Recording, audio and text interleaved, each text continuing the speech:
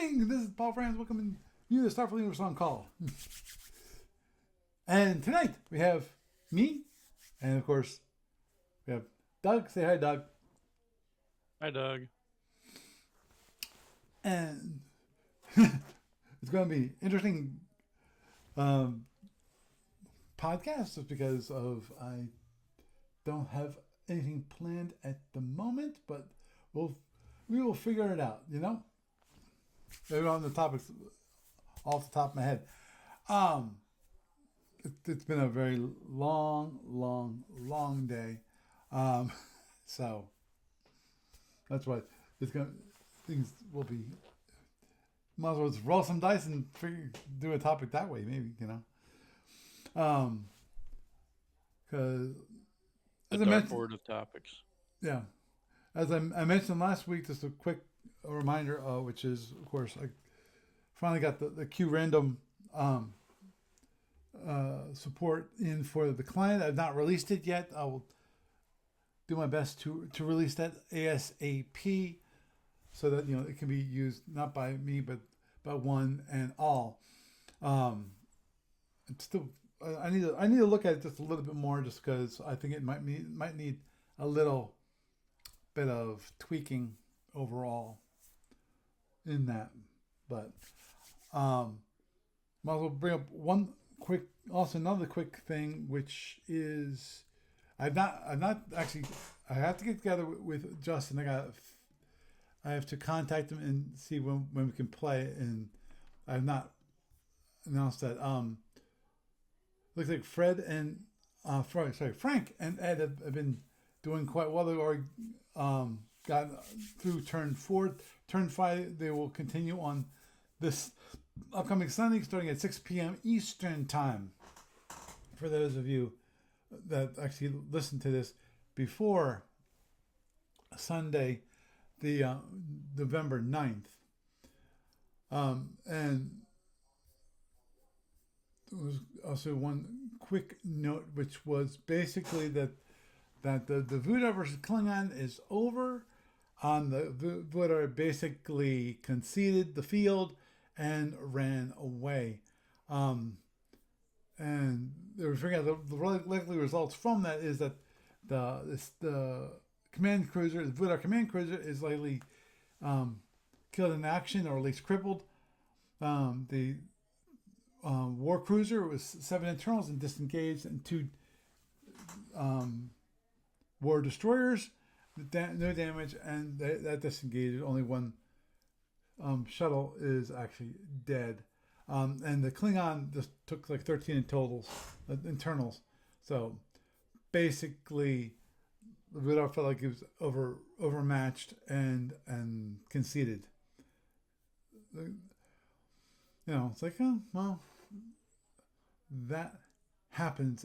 Actually, Jerry posted something on the discussion board about, of course, the Andromedans, and because, of course, he finally got around. He got to listen to the podcast from I think last week. He's just mentioning here that the Andromedans, and for that matter, most of the Andros in the caps log Battle Group 550 submission round permit the invaders to take up to 2 ships equipped with space device, only about 1, but at the same time applies the time for it to be able to move along the rapid transport network, which of course mine can't. So it is what it is. As in most basically, you have to have enough hangar space. Any RTM equipped must have to take all the task force with those in satellite ships, but do not have displacement devices to be carried along the RTM. In historical terms, this means that the Andromeda ships have slower operational speed than Alpha or Omega ships that went off the RTN, which I think we've known that from the history. Miscellaneous warships were no faster than the Andromedan ships off RTN, and so battles which did not follow the standard Andrew doctrine somewhat were likely to be fought over in the LMC. And in this instance, he's just suggesting that he would have gone with the same setup the next iteration of the tournament, which to me that would be fine. Obviously, to me, that would mean that my current force I couldn't do. And I can absolutely see that probably to have the satellite ships that I currently have, that would mean I would probably have to modify my arrangements because I probably want to take the intruder in that case. Because then I have 3 hangar spaces, which would mean I could take either 2 of the size and a half ones like the Mambas, or 3 of the Cobra size ships. And probably I'd want to take 3 of the Cobra size ships in that case. So I could take the Eel and 2 Cobras. Yeah, that would probably would do it just fine. In that case, or take obviously I could in that case I could also, if we allow 2 displacement devices, then I could actually take a Python, which has a displacement device, which to me the big issue with taking the Python, the displacement device is nice when it comes to a offensive ability to move around the other players' ships and get them out of their current fleet configuration. Therefore, you can draw other ships away from the group. So the idea is that you can hopefully bring them closer to you, or at the very least away from the main force, and not like behind the main force, so they're hidden. But overall, since the problem with the Python is that I think it only has 2 TRLs, and if 2 TRLs with I think 6 phaser 2s, it has some better defense than the Cobra, but not that much offense. Not it has a little more offense, like 2 phaser 2s worth, but I probably would prefer to take a Cobra if I was forced into that situation. Just because of it's cheaper and I could probably buy more. And as of course Gary mentioned, was that by the MTP, which is basically NWP, which is considered more or less equivalent to an interceptor, but one without historical access to warp booster packs. Big surprise. Nonetheless, those PF using Alpha currently permitted in the tournament are obliged to avoid taking mission variant PFs. It would stand to reason that the equivalent would be for the MWP variants. I'll have to take. In other words, I probably shouldn't have been allowed to take the MTP, but if he agreed, so it's like okay. So I get, which is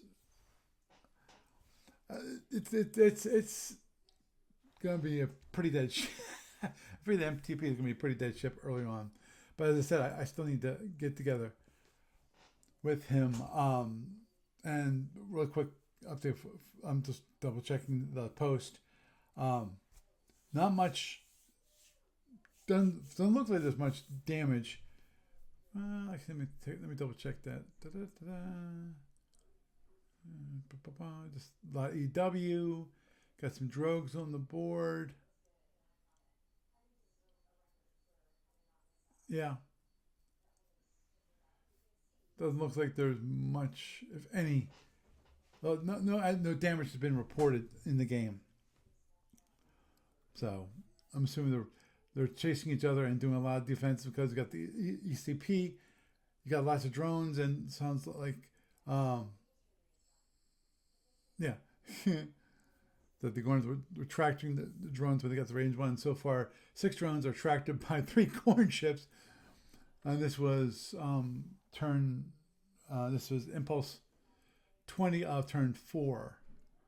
So should be interesting. So obviously, if you want to watch the game, feel free to stop by, on online around 6 o'clock Eastern time this Sunday.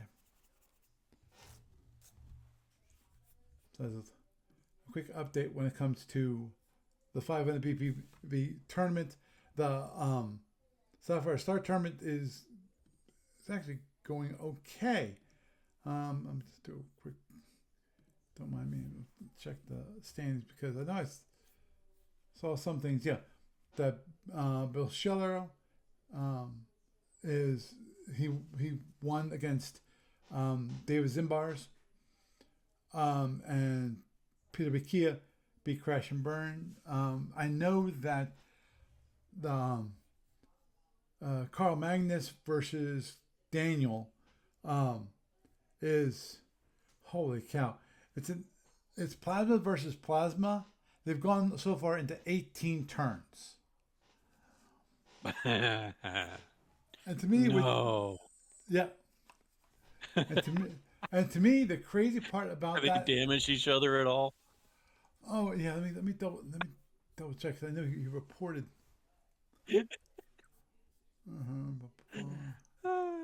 Um, TKE shields are 30, 19, 13, 30, 15, and 6. That's the TKE shields with 3 armor hit. Wow, how can you get 3 armor Okay. hit?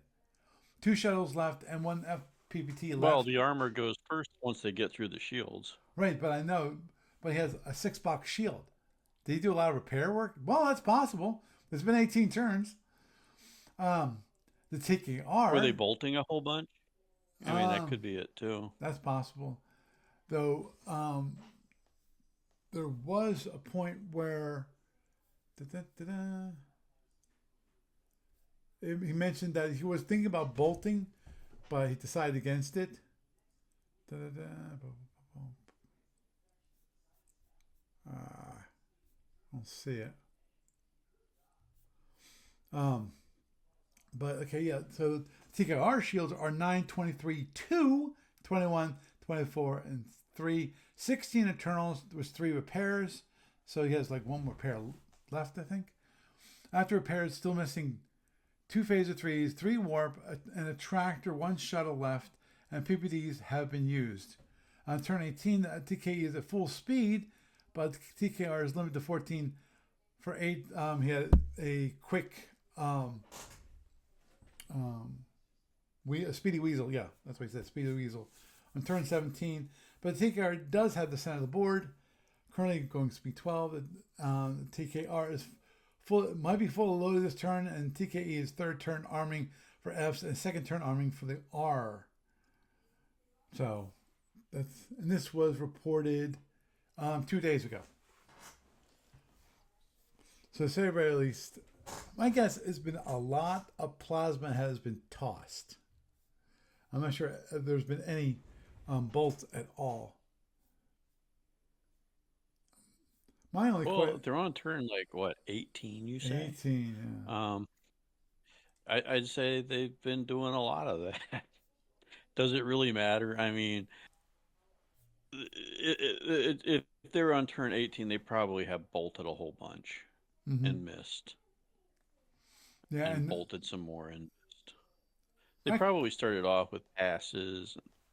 mm-hmm. I don't know. I wasn't watching the game, but that could just be like ballet versus ballet. It just makes me think of like the little cartoon slap fights with like Ren and Stimpy, going at each other and not hitting each other at all. It's like, Mm-hmm. yeah. But oh my goodness, yeah. Yeah, my only question is when it comes to them is did they has there been any cloaking involved at all? Is there a tournament rule against like excessive, like certain amounts? Oh, I would, man. 'Cause I know in the regular cruiser tournament, there is a rule about excessive closing. Right, You can only do it for so many impulses total in the tournament. right.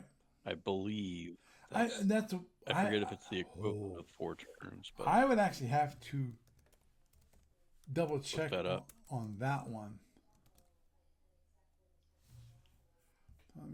It could be a rule of thumb, it could be a judgment thing, and it could be a hard rule. I know what you're talking about. I know that there is a rule.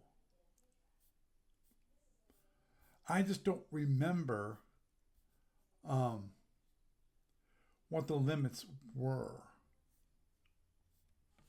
for it, Yeah. and when it applied, whether it applied to all cloaked engagements, or only applied to like Orion cloaks or something along those lines. It's been a really long time since I had to look up the cloaking limitations, the cloaking rules for tournament play. But I know there was one. It's not, I just don't remember what the actual conditions that are required. So, anyway, so that's going to be an interesting battle to say the very least.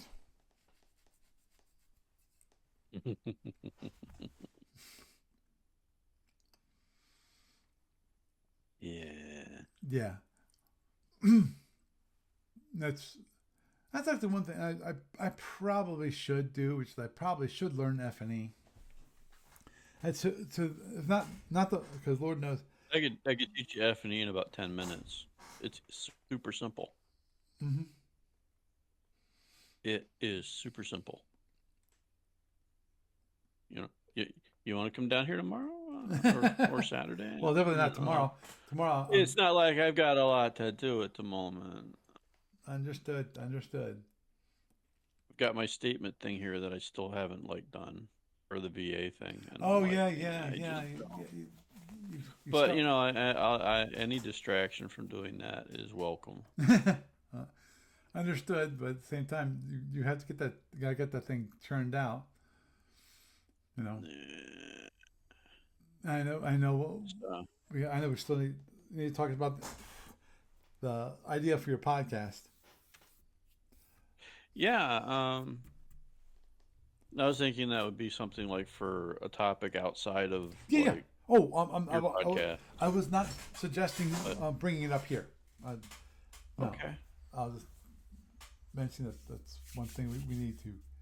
I know you wanted me to call you, talk to you about that earlier this week, and I ran out of time.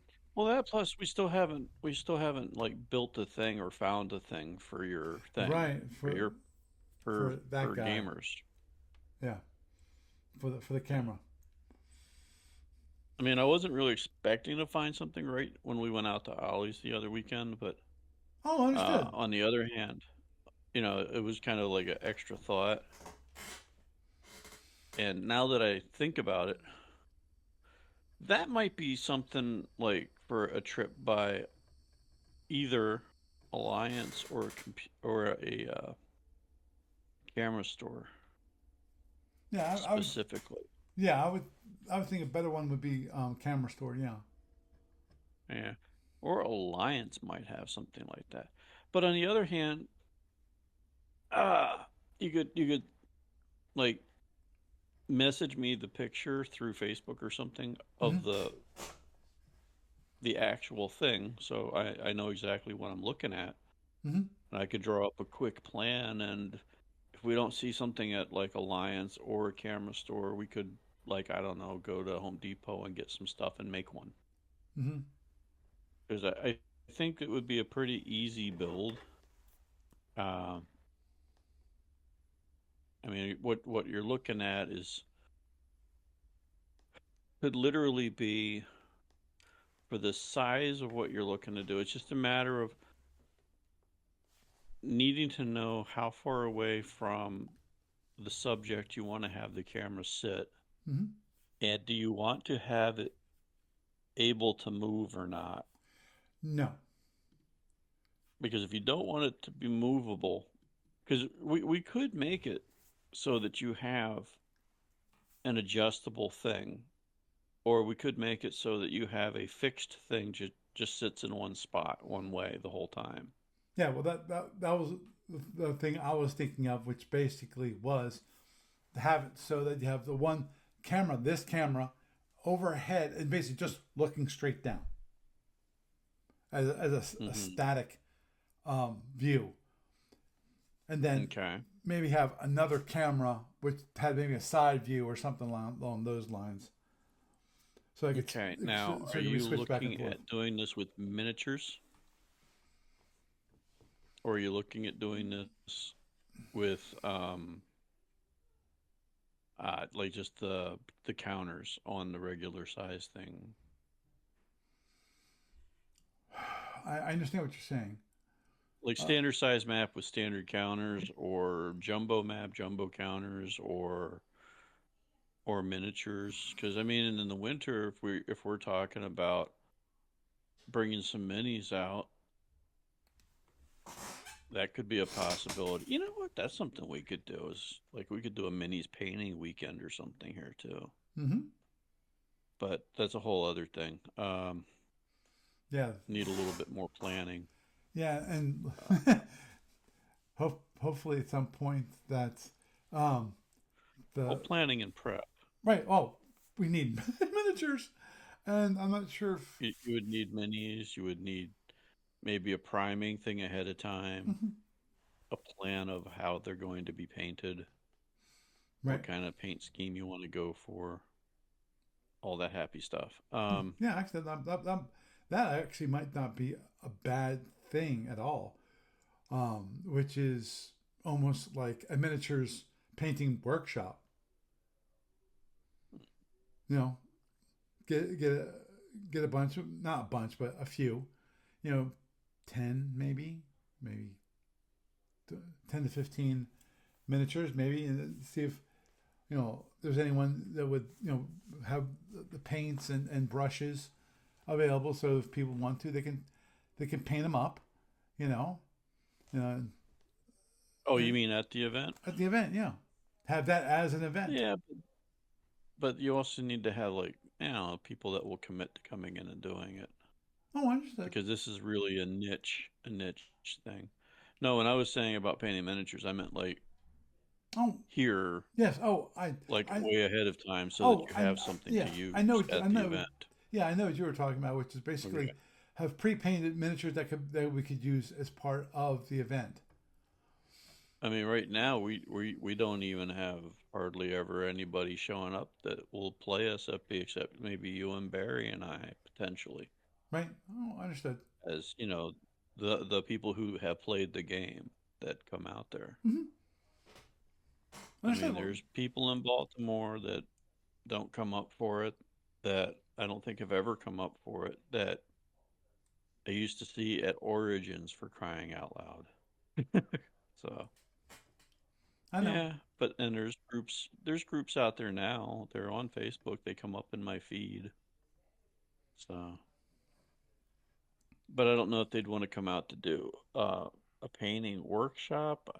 I I think this would probably be more of a let's come out and play kind Right. of event. Well, understood. But the reason why I say that, Doug, is just because I was thinking about something different. You know, Oh yeah, yeah. because We could try it. right, because I here, mean, if nothing else, we can paint a bunch of miniatures that weekend. right, exactly. I'm And okay with that too. the thing is, people, the idea is just having an event. It doesn't have to play. People can just know Star Trek. They don't have to know how to play Starfleet battles. And doesn't have to play Starfleet battles. They can just enjoy Star Oh, Trek. Yes. by the way, I have posters if Oh, you want to pick some up. okay. Next time I stop by, I'd be happy to pick some up. Yeah, yeah, and I think we need to get like word out more. I think that's a huge deal. You know, but then again, I'm also been considering hanging it up as an event too, because look, the all the game shops in the area are running during each of the holiday weekends, and they don't want to support special events at our thing because that would be people out of their shop that aren't paying their bills. Mm-hmm. So I don't know. I'm thinking this could be the last time I run this thing. Mm-hmm. Unless there is a significant uptick in attendance. Right. Oh. And I don't see an uptick in attendance from the people that live in the area here because they're going to their game shops because, what do we have that they don't already do at their game shops? In a sense, there is that. We have a core group of people that still come out, but it's a small group of the core people. If everybody in the group on the Facebook group that has come in the past and is part of that group came out on a weekend, even just for like one day of it, the event would pay for itself, and I would have to get an extra room. But the fact is, we have several hundred people on the Facebook group, and out of that, we're down to, you know, maybe a dozen people outside of the D&D people. Mm-hmm. And the D&D people took a big hit in numbers. So I don't see it as long-term sustainable. I'm looking at this next one, if I'm taking a bath on four in a row, unless I hit the lottery and become a flippin' millionaire, it's not really sustainable anymore. Yeah. That, So, I totally understand it. You know. mm. I was Maybe. considering the potential of like I don't see opening another game shop in this area as a great idea Right. because there's some, I wouldn't say polarization of some people go to one and they don't go to the others, but there's several of them, and I don't see, I just don't see the potential for it anymore as a Right. brick and mortar thing. Mm-hmm. I mean, I could see it in a club environment. Mm-hmm. But I've also seen like clubs run in the past. And I know there can be like a bunch of drama and club politics and stuff like that. And it's like, you know, how quickly can that become an aggravating factor? How quickly can a few polarizing people destroy a club? I don't feel like finding out. And that's kind of basically it. I mean, who knows? Mm-hmm. I'm not in the best of moods when I'm like contemplating the stupid thing I have to type. And I wouldn't say it's a stupid thing, it's just a depressing thing. But but I'm not feeling all that optimistic about it at the moment, which is kind of like, not me. I usually try to look at the potential better side of things. Right. But at the moment, unless there's some kind of an uptick or change, I don't see a future for it.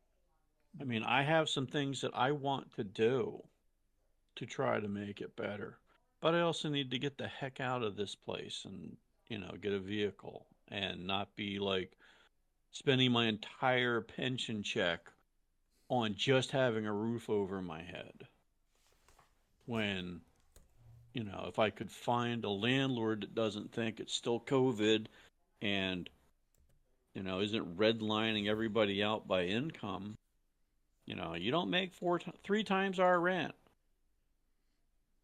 Okay, I don't make three times your rent, but I've got, plenty in my pension to cover your rent and pay for utilities and have grocery money and stuff. You don't make three times our rent, we don't want you. It's Understood. I feel trapped. I feel really freaking trapped. But Yeah, maybe I'll find a place in the next few weeks or month or two, and life situation will get better. But on the other hand, I want to get out of this place to talk to people and do stuff and drum up a few things. One of the things that I was thinking about doing is literally contacting a bunch of small independent game companies and saying, "Hey, look, small event over here. We're not huge. We're not Origins. We're not even Parks for, or we're not what the heck? The one in Philly. We're not Pax. that in size, but we've been here for getting close to 20 years now. It's what, been a decade and a half, Mm-hmm. something like that. Yep. I mean, 2007. Yeah, we're getting close to 20 years of running this. And I've seen it go up over the years from nothing, and then COVID essentially destroyed our attendance. Yep. Yep. And since COVID, it's been like just going downhill, and it feels like a cycle. But there's also I feel like there's a polarization of like some groups of people that used to come out just decided they don't want to for whatever reason. Mm-hmm. Well, And, and I can see different reasons why. But on the other hand, it's like, it's a nice space for what we do. And it's like we need to have something that other places would like. And I think getting some of these flyers out to not just the shops, but to different libraries, maybe some bookstores, um, possibly going to other events where people come out to do unique stuff. Like, I have a concept for I've been working on a game system right. basically, Mm-hmm. and I have a concept for a huge, like, a big game that could be like a convention only kind of game or near only kind of game to do, where I would like to make a huge map for it, and it's basically a combination of minis but strategic. And I just don't know if the interest would be there for it from the group of people that we have coming in for it now. Mm-hmm. The people that are still coming back are mainly board gamers. I've tried to get miniatures people to come out over the last 5, 6, 7, 8 years. It's like, I don't know. I feel like I would have to go to Historicon or one of their events and say, hey, look, I've got this small event. We've got space if, anybody wants to come out and run something. Mm-hmm. Yeah. Well, But that's the way usually. but on the SFB side, and I've been like, we haven't had a big SFB thing since I think Grantville. There was a few people that came out and played a little. I think you ran a FedCom demo Mm-hmm. when we were at the that little place on Route 22 right after COVID, Right. and that place, that was a game shop that had already said, "Hey, we lost our lease because the owner's selling the place," and they went and moved on to. They changed their whole way of doing business to a whole different, like, genre of product lines in a flea market somewhere. Yep, I remember. So yeah, I'm just not feeling all that Positive. positive about a lot of things at the moment. No, So there's understood. that.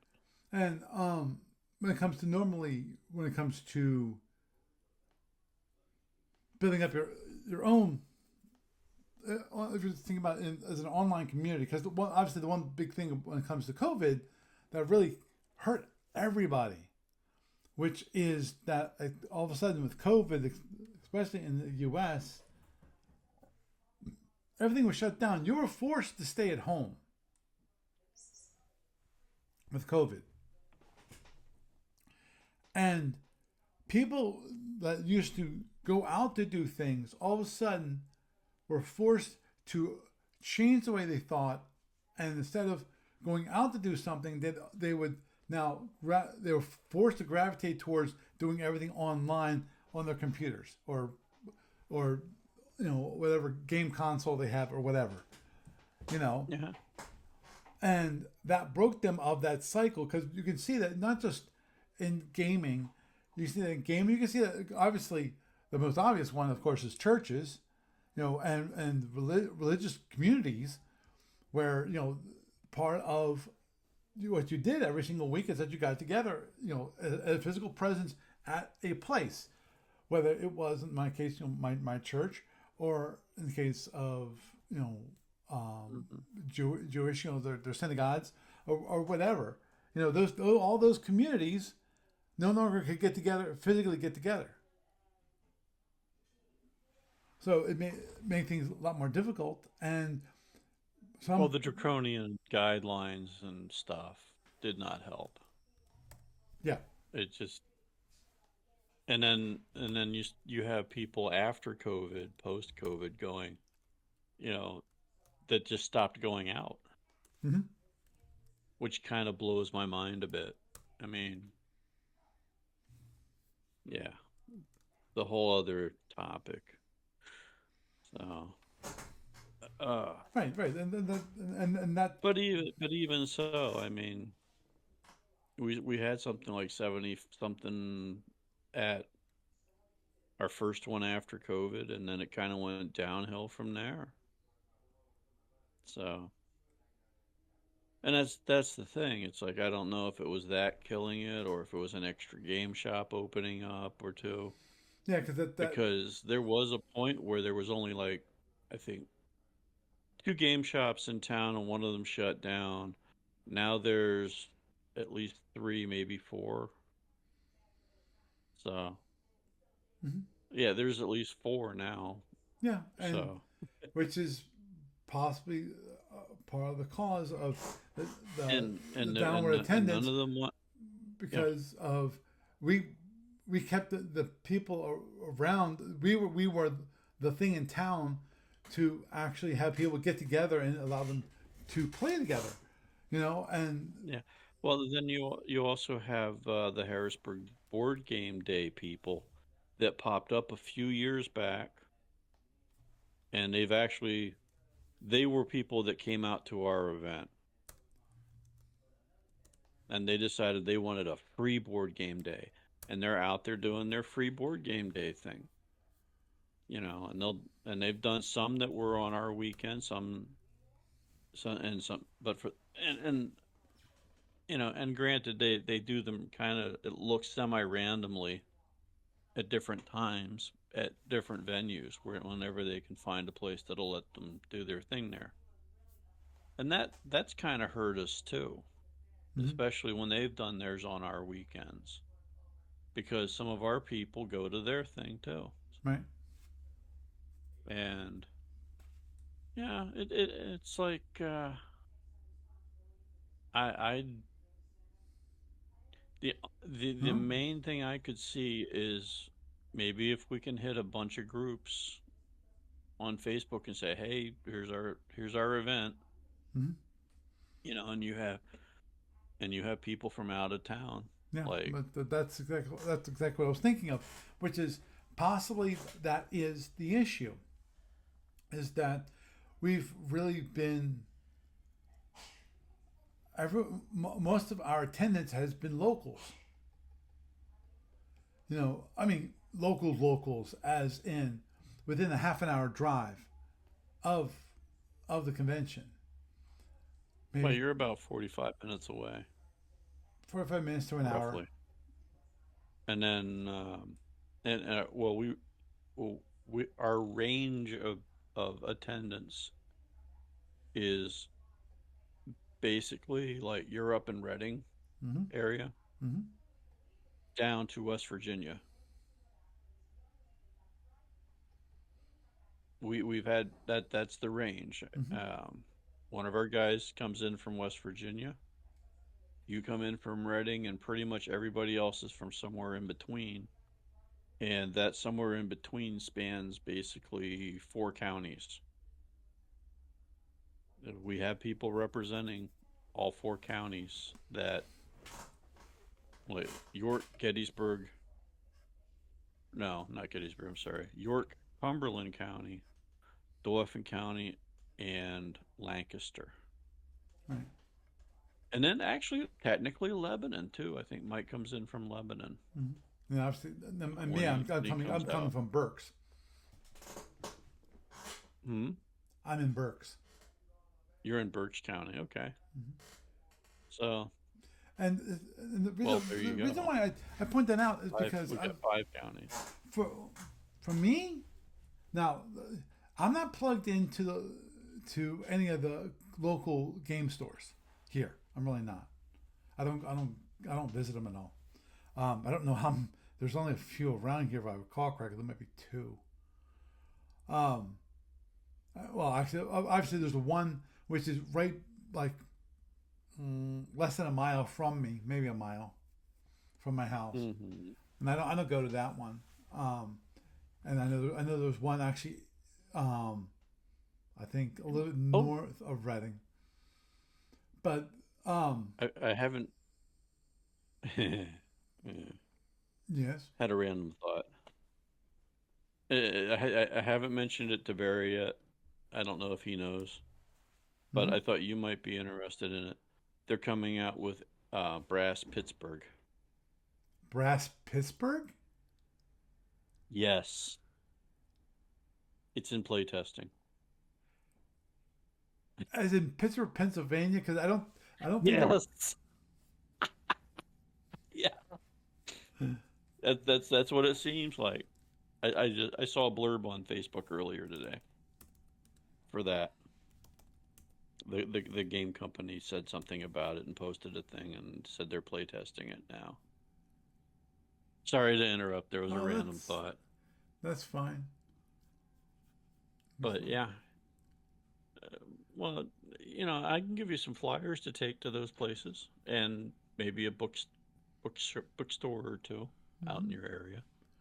Yeah, I don't know. you mentioned Brass Pittsburgh. And it's like from Roxley Games and co-designer of Brass Birmingham, Gavin Brown comes Brass Pittsburgh, capturing explosive industry boom of the America's Gilded Age in the late 19th century. Steel Belt, located northeastern United States, players take on the role of a ruthless industrial titan in the aids of Cornelius Vanderbilt, Andrew Carnegie, or Can John somebody D. play Hershey? Rockefeller, and Henry Frick as they build a sprawling network of railways, pipelines, It's. steel mills, oil refiners, and more.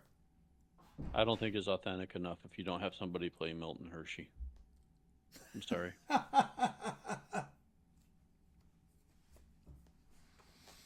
They should have the Chocolate King in there too. Bastards.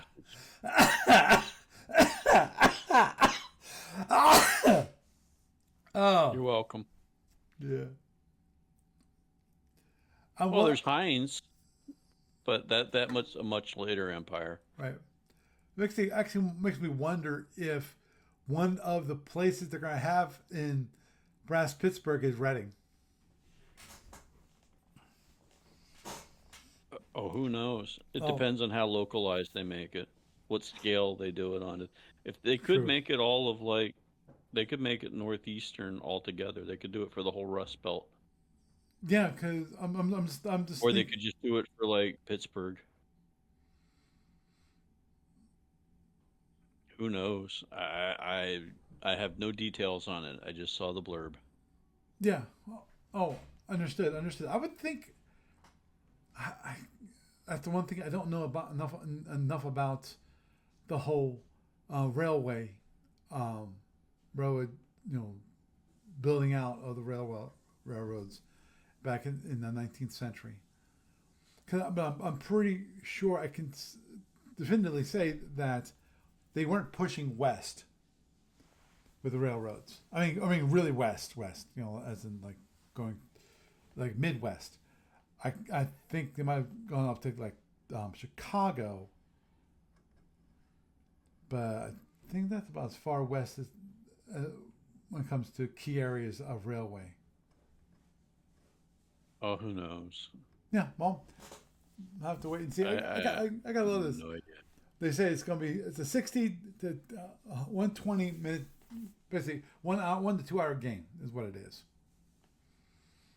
I can see that. I can see that.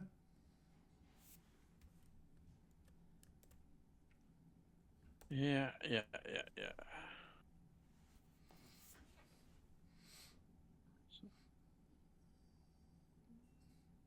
But yeah, um, obviously, see what we can do. See what we can do about increasing, drawing people out to it. So it sounds like part of it might be is doing what they do online, which is one thing you do online is to bring people back interest in what you're doing. What you have to do is you have to go to where the people are. You know, whether that is Facebook and those groups, or TikTok or Instagram or where for board game geek, wherever the people are, you have to. Oh, we've been listed on Board Game Geek. Right. Oh, understood. I'm not saying that it shouldn't Hmm. be listed, but also you need people promoting it. You know, but that's what I'm saying. It takes time to do that kind of Oh, effort to put towards that. I mean, and I'm trying dude, to. it was 14, 15 years of promotion until we had COVID. Oh, understood. But I'm you're missing the point. I think what I'm saying is that we have to, in a physical way, do what is being done on an online way for all online activities for something that Oh yeah. you know that is going out to Historicon, go out. Not maybe not to PAX because I don't think um, that well maybe PAX, um, but other smaller gaming conventions in the state, outside the state, relatively local cons that have board games, and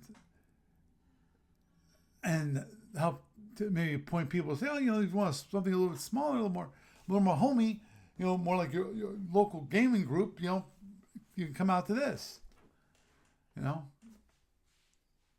that kind of thing. But that takes time, it takes effort, um, you know, takes time and effort. Is what it does, and that kind of stuff always does. This reminds me of um, I was talking to um, a teacher. Actually, he's a teacher at one of our local high schools, and yeah, ask some of these kids these days, what do you want to do?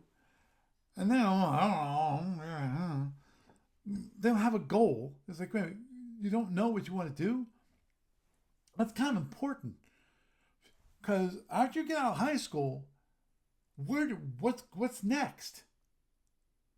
And one thing they're saying, oh, well, they'll be an influencer. Well, to be an influencer, that takes a lot of work. It's not something. He's not just saying, oh, you put up videos and all of a sudden people come to you. No, you have to go out to you know, to whatever from Reddit or Instagram or whatever, and kind of get your face out there so that people notice you, you know, and then it takes all that kind of work, and that's one thing that some of these kids don't realize, you know, and actually reminds me of I was reading a small little article about it's from I'm a Knight of Columbus, um, and one of the supreme of Knight of Columbus, kind of the head guy, was just mentioning how men no longer the young men coming up these days no longer have goals, no longer have that sense of trying to needing to accomplish something, and that kind of thing, and something, especially Lord knows. Okay, I'm not sorry. I'm not going to go down that path. It's going to go down the path of birth rates and things like that. That's what this place um, as if you want to call us around is about.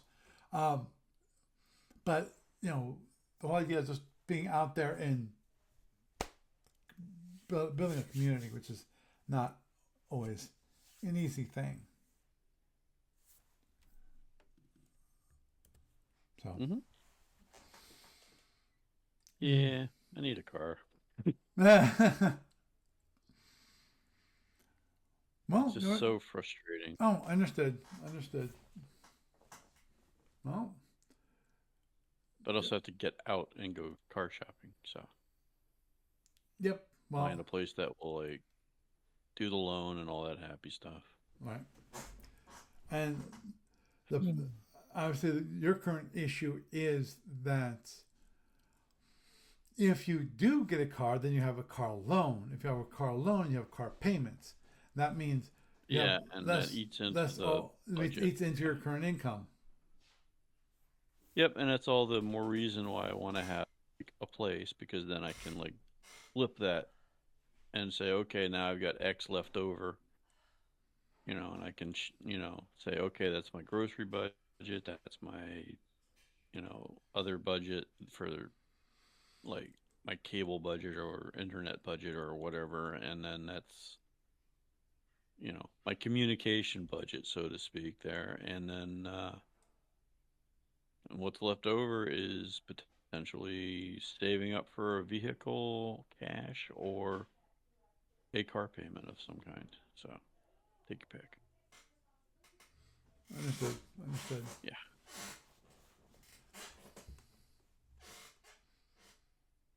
Yikes.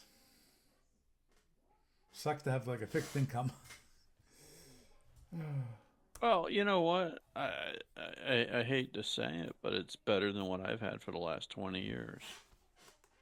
Better than what I've had since I retired from the guards, because it's like it's literally my first steady personal income since I retired from the guards back in 2007. And Understood. if we weren't complete bastards in this country about how we treat the reservists and actually like let us collect at our retirements when we retired, like the active duty military does, my life situation would be totally different because I would have been receiving this pension from 2007 onwards, and it would have taken a whole lot of other pressures off my life over the last few decades. So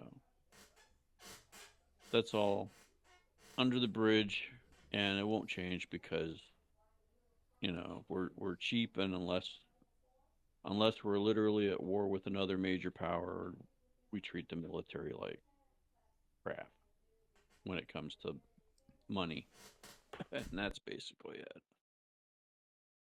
But it is what it is, and you know, I'm, I'm happy to have like survived and to the point of at least collecting it. So Understood. Understood. Well, just have to. I just have some. I have to make do with what I got, and you know what? That's more than what I've had, and I've been making do with like nothing for forever. Yeah. You've seen what I've gone through the last 25, 30 years, Yep. life wise, and that's basically it. But yeah, I want to get some kind of transportation and get out of this place and just go basically do the footwork to promote. And, because I don't see contacting all these places online as necessarily going to get the job done, so to speak. Understood. Understood. So now, on the flip side of all that, if one game company like Flying Pig Games or something that has a significant following says, "Hey, we'll sponsor an event and a giveaway and this, that, and the other," and they bring in 50 or 60 people by themselves, well, that's a totally altering, positively altering thing for us. So, on the other hand, I just have to motivate myself, and this is a big part of the problem for me right now is I have been so stuck on, you know, climbing out of the hole here and trying to find a place. I just haven't been motivating myself to do like that sort of thing. And it's like it took a lot just to sit down and say, okay, I'm going to actually do the posters Right. right now, the other week. Mm-hmm. And now they're sitting here for a week because I can't really go anywhere that is worth putting them out to. Right. And, that's basically it. And it's like, eh. I also have a bunch of small giveaways. The little 4 inch by 4 inch ones Mm-hmm. to cut up and give out too. Right. Right. So there's that. And of course, anybody involved in our group can print out the poster. It's the group picture. It's there. Right. Right. You can say, "Hey, can I print out a copy of this to your local print shop?" And they'll probably do it. And then give them an extra one to hang up. Uh, so, um, Okay. Well. so Well. with that little bundle of joy in mind, maybe like I don't know, Yeah. just do a schedule. Give Mm-hmm. me a schedule too. That part helps. Yep. Will do. Every little bit helps. Understood. Understood. Um, Okay. I got some ideas for some events, and obviously, as I did this past time, I want to do another live stream, one live stream per day, mhm. directly from Gamers of Winter, and if you want to join me on that, hey, come and come to Gamers of Winter. You know, I'll probably do it at the same time, which is like 1 o'clock. I'll start at 1 o'clock in the afternoon, and I'll start streaming directly then, and then record it, and then obviously finally post it on YouTube and have it available for everybody to watch. So I think we should with that, Doug. Why don't we wrap it up for this evening? Make it a short Yay. a short one. Um, Sorry for not being a great font of joy today. that's fine. All That's right. fine. I know I slacked and I should have come up with a better topic. Well, here's a thought, Okay. a random thought I had the other day, and I forget if I got it thrown in at the end of the last podcast, but what about doing a Lego version? Oh yeah. Like we could 3D print a or something, a the like the SSDs, Mm-hmm. scale them, scale the SSDs for Legos because they actually look pretty close. Mm-hmm. and then just have a little base and put all the pieces on it that represent all the parts of the SSD and just have them all labeled, or have something that represents phasers and something that represents torpedoes and, different systems. And it's like as you lose your warp, you take your engine apart. Right. Right. So Hmm. you'd have like them all numbered or something. It was a random thought, but Right. it could literally blow people's ships apart. Shields might be a little interesting, but who knows? I mean, it could be done. Mhm. It could very well be done. Definitely. 24 box shields. Yeah, it's not that hard to do. Be a little painstaking, perhaps, to put it all together, Yeah. but it could be fun. Could be something for the kiddos. Mm-hmm. But then again, the scale of that, too, if we think about it, how big would a Lego model of the Enterprise be if we did it in the abstracted sense? Right. Okay. And, like with one Lego, single square Lego block being the base, 30 of them for a warp engine, and then the hull and everything else, kind of shaping them like the ships.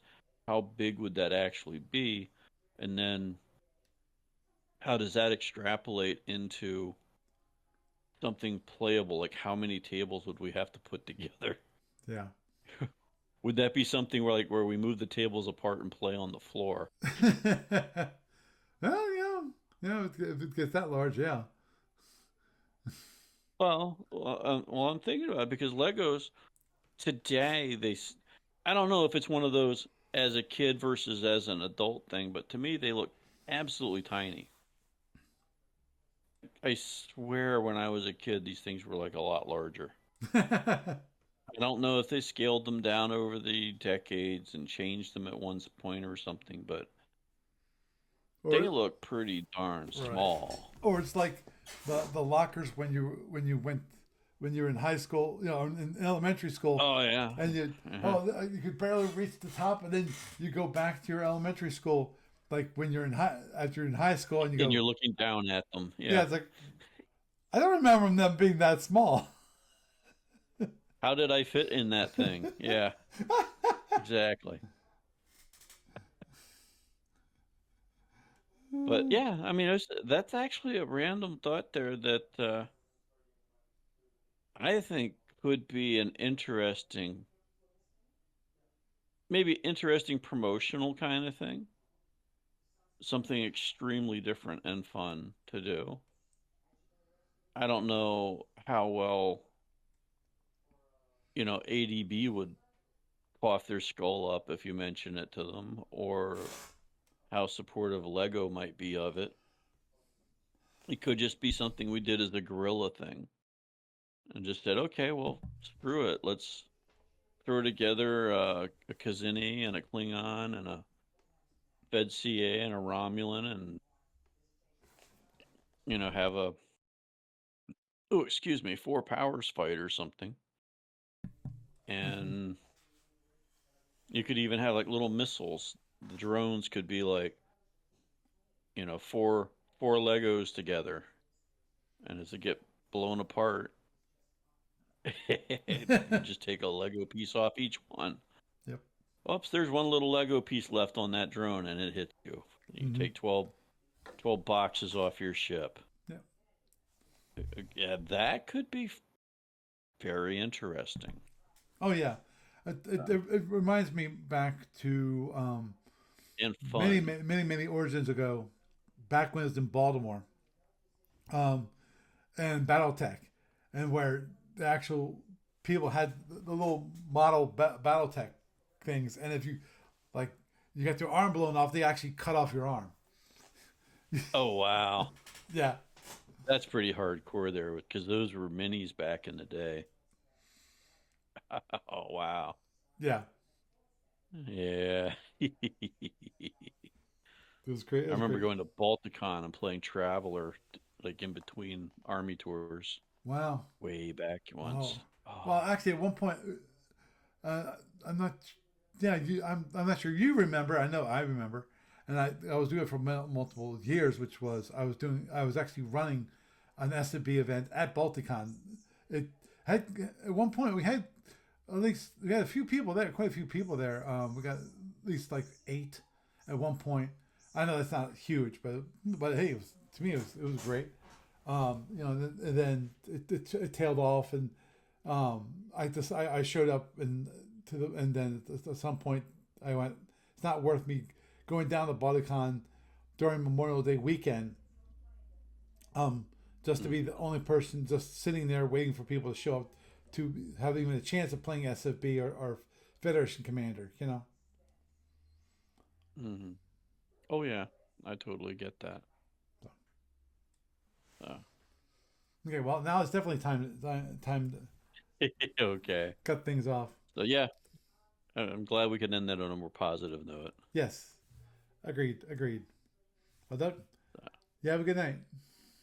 Thank you for having me on. You're welcome. Bye. So, of course, we had a nice little discussion about basically Game of the Winter.